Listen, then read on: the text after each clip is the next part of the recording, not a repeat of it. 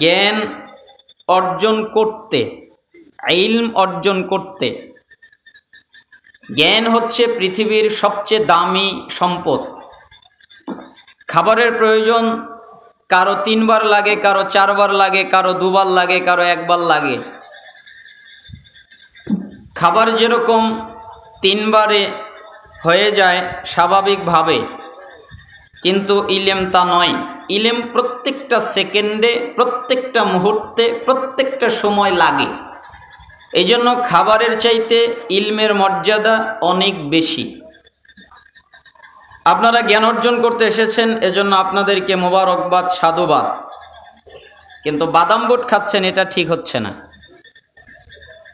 জ্ঞান অর্জন করা হচ্ছে নেকির কাজ, আপনি নেকি পাবেন। তো আমি বক্তা এখানে বসে আলোচনা করছি আর আপনারা বাদাম বুট খাবেন, আপনাদের নেকি নষ্ট হয়ে যাবে, এটা আমি সহ্য করতে পারবো না। আমি চাই আপনি এখান থেকে কিছু নেকি নিয়েই বাড়িতে যান। কষ্ট পেলেন না? মিশকাতুল মাসাবিহের 212 নম্বর হাদিস, রাসূল সাল্লাল্লাহু আলাইহি ওয়াসাল্লাম বলেন, আমি কিন্তু আলোচনা কথা বলবো, কথা বোঝেন? জি। আমি কিন্তু কিচ্ছা কাহিনী অথবা সুর দিয়ে আপনাদের সামনে লম্বা আলোচনা করব না, কারণ ওই পদ্ধতি রাসূল সাল্লাল্লাহু আলাইহি সাল্লাম সাহাবায়ে কেরাম আমাকে শেখায়নি। আবু দাউদের 3654 নম্বর হাদিস, আবু দাউদের 3655 নম্বর হাদিস, 2টি হাদিস এসেছে যেখানে রাসূল সাল্লাল্লাহু আলাইহি সাল্লামের স্ত্রী আয়েশা সিদ্দিকা রাদিয়াল্লাহু আনহা তিনি বললেন, আমি একদিন ঘরের ভিতরে সালাত আদায় করছিলাম, তো আবু হুরায়রা আসলো। আসার পরে ঘরের বাহির থেকে আমাকে 2 বার ডাক দিল, হে ঘরের অধিবাসিনী। তো আমি সালাতে ছিলাম, ডাক দিয়ে সে হাদিস বর্ণনা করলো খুব দ্রুত, তাড়াতাড়ি, এরপরে চলে গেল। তো আমি উরওয়াকে বললাম, উরওয়া জি, তুমি কি এ কথায় অবাক হও না? কি ব্যাপারে অবাক হব? আরে আবু হুরায়রা যে হাদিস বলল আমি তো বুঝতে পারলাম না। আর তোমার রাসূল মুহাম্মদ সাল্লাল্লাহু আলাইহি সাল্লাম যখন কথা বলতেন, তখন কেউ যদি তার কথা গুনতে চাইতো তাহলে গণনা করতে পারত। তার মানে রাসূলের পদ্ধতি হচ্ছে কথা যেন মানুষ গণনা করতে পারে, কথা যেন মানুষ বুঝতে পারে, মানুষের মেধায়, মানুষের সমাজে, মানুষের ব্রেনে কথাটা যেন ক্যাপচার করতে পারে। এজন্য রাসূল সাল্লাল্লাহু আলাইহি সাল্লামের সবচেয়ে গুরুত্বপূর্ণ একটা মুজিজা হলো তার কথা প্রত্যেকেই বুঝতেন। কেউ বুঝতেন না এমন নয়, প্রত্যেকটা কথাই বুঝতেন। এজন্য আমরা স্পষ্টভাবে কথা বলার চেষ্টা করব। বলছিলাম মিশকাতের 212 নম্বর হাদিস, রাসূল সাল্লাল্লাহু আলাইহি ওয়াসাল্লাম, এই যে আপনারা যারা জ্ঞান অর্জন করতে এসেছেন, পুরুষ এবং নারী, আমার আলোচনা শুধুমাত্র পুরুষ তাদের জন্য নয়, পুরুষ, নারী, বৃদ্ধ, মহিলা, যুবক, কিশোর যা আছে প্রত্যেকের জন্য একই, আলাদা নয়।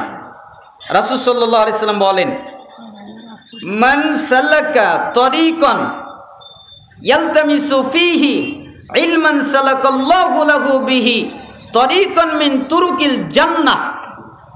যেই ব্যক্তি জ্ঞান অর্জন করার জন্যে, ইলম অর্জন করার জন্যে, বিদ্যা অর্জন করার জন্যে, কোরআন জানার জন্যে, সুন্নাহ জানার জন্যে, হাদিস জানার জন্যে কোনো জায়গায় যায়, কেন? আমি কোরআন জানবো, আমি হাদিস জানবো, আমি ইলম জানবো, আমি জ্ঞান জানবো, এই নিয়তে যায়, তাহলে আল্লাহ এর বিনিময়ে তার জান্নাতের পথ সোজা করে দেয়। অর্থাৎ কেউ যদি চায় যে আমার জান্নাতের পথ সোজা হয়ে যাক, তাহলে সে যেন জ্ঞান অর্জন করে। কেন? সাহাবী একজন আরেকজনকে বলতেন, আচ্ছা তোমরা কি চাও যে জান্নাতের পথ সোজা হয়ে যাক?